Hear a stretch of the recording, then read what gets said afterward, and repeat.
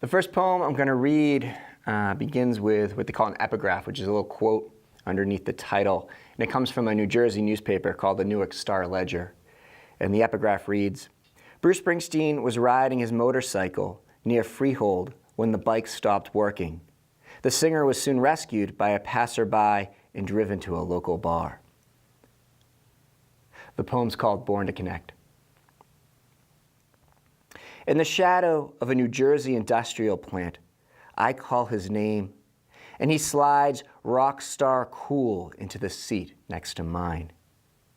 And after hearing the opening chords of Summertime Blues kicking on my radio, Bruce insists I drive the two of us to Scully's Tavern for a night of drinks. It's all very real. Bruce's leather jacket with dangling zippers, my Red Sox cap flipped backwards, the bartender offering Bruce a familiar nod as two factory workers tip their glasses toward us. He finds a table next to the juke, puts on Credence, and we talk. Bruce and me. Not about the lonely nights I drove the Nantasket shoreline listening to the river, but here, among the people he writes about, we discuss the necessity of staying connected. And because I too desire their approval, I fail to admit how I detest the taste of Michelob Ultra, or that I have not sat on a bar stool in 8 months, or that a part of me suspects Bruce, with 3 days of stubble and a red bandana around his neck, knows I'm only pretending. And as we drink a second round and Bruce mentions his admiration for the blue-collar work ethic, I say, oh yeah, tell me about it. And don't admit that I have never worked a blue-collar job, or that most days I refuse to get out of bed before sunrise. And when Bruce raises his glass to the working life, I raise my glass. And when a man playing darts, stomach bloated from decades of drinking, slaps the blonde waitress on the backside, and there is a pause before she calls him a real jerk, I think, how bars make me uneasy. And as Bruce and I watch the bouncer escort the stumbling drunk out a heavy side door, I consider how I'd feel more relaxed watching this as a Netflix original television show. And maybe even Bruce, after the factory workers approach him for his autograph, is feeling drained from the experience. Maybe his mind is also drifting from our conversation, desiring the solitude of his motorcycle, the miles of highway to think about his next song, just as I want to be in the comfort of my gray sweatpants, changing CDs in my living room, opening a bag of sea salt potato chips and drinking a glass of Rutherford Hill Cabernet, and resting my head on the soft couch pillow as Bruce, his voice so real, carries me away. It's another poem about a bar room. It's about my parents as well. It's called Helen's Barroom. My father explains how the woman whose mouth slacks open in a coma, whose hospital bed rests in the middle of our living room, was different in 1967 while dancing at Helen's Barroom. An old man, he forks the final remnants of day-old crab rangoon and comments upon a car driving too fast outside.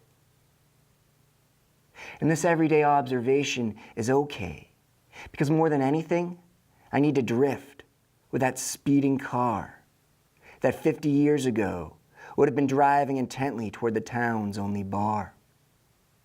The quiet woman in the passenger seat, so this first date story goes, wore a green dress. And the driver, hair buzzed into a flat top, delighted in Patsy Cline on the radio.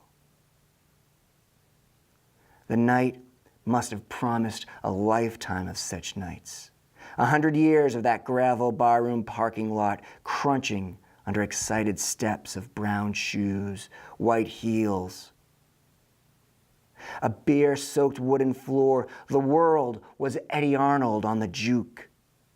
Her fingers promised to flutter forever on her beer bottle between songs.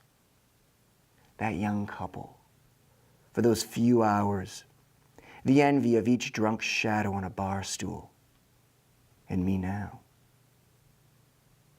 But my father, grown weary of conversation, finishes his paper plate of microwave food and retreats to the silence of his bedroom.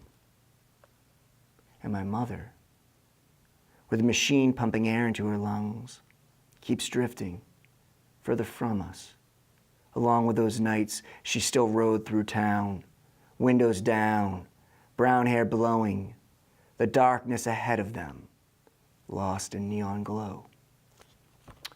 And the last poem I think I'll read. It's called Matlock. Matlock was a TV show. When I was a kid, it was on in syndication reruns.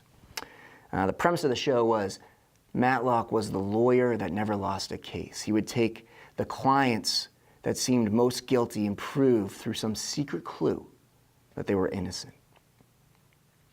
Matlock. In those thin hours between jobs, my father indulged in his Matlock obsession. Consistent as the family ignoring his presence, weekday afternoons were dedicated to the sanctuary of another syndicated episode of Matlock, lawyer extraordinaire, defending clients lesser lawyers deemed guilty. These were the years after my brother's murder, when my father's life had become its own hostile courtroom. He'd arrive home from work, his lips so often moving, as if searching for words to offer my mother's silence that assaulted him with evidence. The dark maze of my brother's schizophrenia that my father never acknowledged. The night my father refused to leave work to offer comfort, as doctors pumped from my brother's stomach a small pile of half-dissolved pills. But during that solitary hour, my father's lips were still, as he watched the paternal lawyer with silver hair uncover the real culprit. He'd make certain the innocent gardener living in the pool house behind the mansion did not suffer for the billionaire's violent crime, nor the lonely trucker who may have made some bad choices, but was certainly not the villain who dumped a dying body by the train tracks. Finally, here was a man who never failed to uncover the hidden glove or call forth with his calm, confident voice a secret witness to testify to a truth no one else wanted to consider.